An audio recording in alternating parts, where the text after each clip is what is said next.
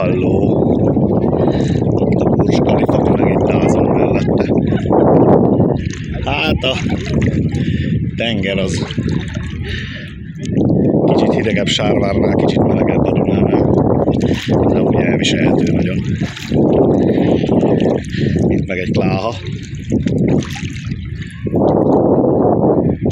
Itt meg valami jetskis versenymegyékben körbe-körbe.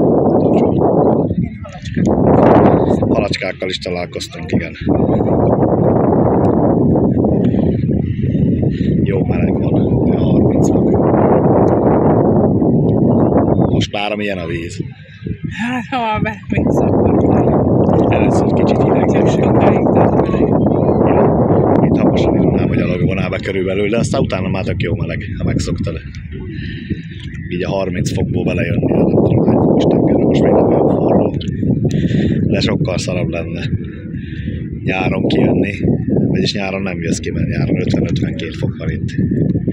Úgyhogy ilyenkor a nyáron inkább a klimatizált privát rezortokba járnak az emberek ázni, ilyen wellness szállókba. Mert még az utcán is kint a klimatizált ilyen csövekbe mászkálnak, ilyen üvegcsövekbe. Mert egy kicsit